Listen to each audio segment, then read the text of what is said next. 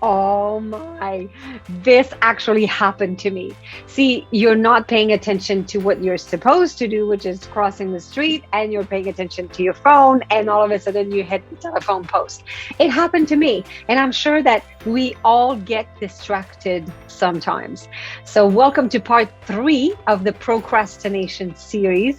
So, in this series, we are talking about many different types of procrastination. On the very first blog, we identified what kind of procrastinator we are. So there are five that I mentioned. There's many more. However, we've identified five in the first blog. Go back, check it out if you have not had a chance to look at it yet.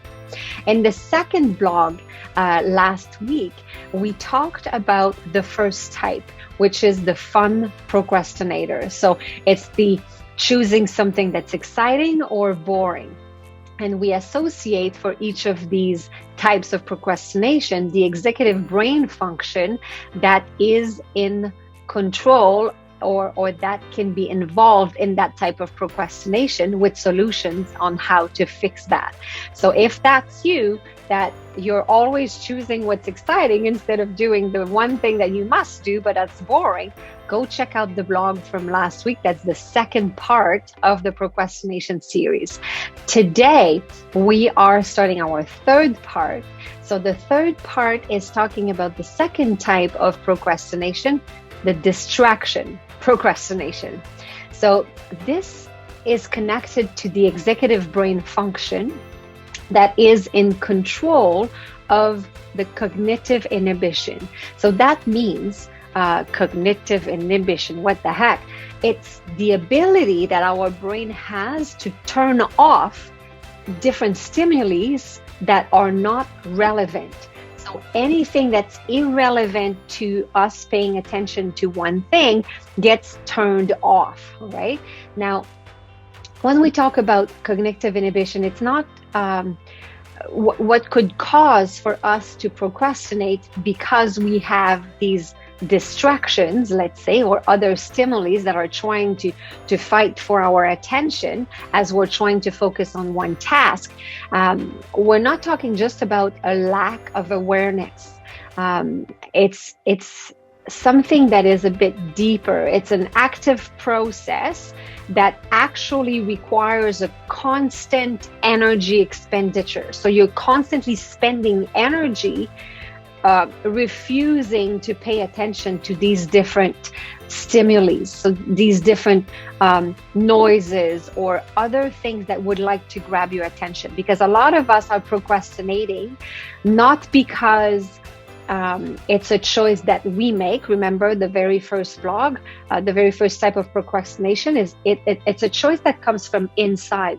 We choose something that exciting over something that is boring. The second type is coming from the outside. So it means it's a distraction. It's something else that comes out. It's that noise, the little drop dripping in the sink, and somehow these external stimuli are keeping us from being able to concentrate, so we are not doing the task that we're supposed to do, or we get interrupted and we start doing something else instead because we get distracted very easily.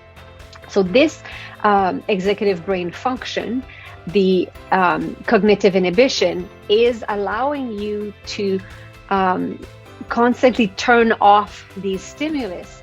And if you are not practicing your ability to do that, you are constantly spending a lot of energy trying to turn off all these stimuli. So if you have a task that you must do, pay attention to the environment around you and make sure that you turn off all the distractions. So this is my solution number one. There will be 3 solutions today. Solution number 1 is turn off the distractions and close the door of your office. Tell your family not to interrupt you if you're working from home. Tell your coworker that you're working on something important. So Tell your environment around you that you're focusing on something. So at home, the door of my office is open most of the time. Whenever I'm in a recording or when I'm with a client, I close the door. That's the signal for my husband not to come and knock. Because sometimes if I'm writing, if I'm doing something really that requires a lot of concentration, and then you're into it, and then the door opens and my husband's like, oh, do you want a coffee, or do you want a glass of water, or do you, and I'm like, huh? Oh, I was so concentrated, and I'm like, no, thanks. That's fine. I'm good. And then I go back to concentrate. And then a second later, it would come back and say, okay, I'm just going to be out and I'm going to go for a walk. Huh? Oh, okay. And then I try to go again and concentrate in what I'm doing. So all of these distractions are actually requiring a lot of energy. So we have this system, my husband and I, that if he goes somewhere, he sends me a text, or he actually writes a note on the counter, I went for a walk or something. So then when the door is closed, he doesn't open it unless it's really, really important. So that's a system that I have, is to turn off the distraction, the ones from our devices as well. So on your computer, on your phone, turn off all these. They're the different pop-up that come up to your screen whenever you receive a message and a text. There's the Facebook Messenger. There's somebody responded to something, and now every single app is asking you as you download the app, are you allowing us to send you notifications? So always say no. Turn off all the notifications. If you want to know if you've received a text message, well, click on your app and then go see if there's a text there in your own time. When you have time and in between two different tasks, you can go and choose to go look at your emails or choose to go look at your text because you have time, not because there's that little red light, that little right circle with a number in it. And when it says like 17, you're like freaking out. Well, the number doesn't matter. And it's still going to be there, and they will wait. Trust me, they will wait. We have kind of taught our society that we are responsive very quickly. So teach people around you the frequency of your response, because if they are used for you to respond all the time very quickly, they'll continue to expect that. But train them as to how you want them to expect a response from you, right? So that's the second solution. And the third one, obviously, is to turn off the noise.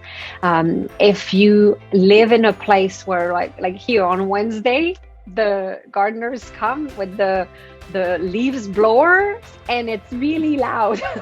So if noise is something that distracts you, make sure that you get bulletproof windows, or you wear some headset with some music on, or find a way to turn off the noise that's surrounding you. That's very, very important, because otherwise your cognitive brain function, the cognitive inhibition, is constantly going to be requiring so much energy that you will not have enough energy for the task that's in front of you, that I really want to procrastinate. So put all the chances on your side. So next week we will see the third one, anxious procrastination. This is probably one of the most popular. People procrastinate because they are afraid of the task that is ahead. It's uncomfortable. They don't like it. They're not used to it. They're not good at it yet. And they're procrastinating it because it's scary. It's fear, it's anxiety. So that's what we're talking about on part 4, which is going to be the third type of procrastination next week. I will see you there. Hey, and check out our new course coming out very soon, Think Yourself into Action. Ways to get unstuck and move into action. We're going to be teaching you different processes, strategies, technique to stop overthinking and procrastination, and also allow you to get rid of all this negative self-talk and limiting belief that are keeping you from doing what it is that you want to do. So it's coming out soon. Check it out. We'll let you know when it comes out.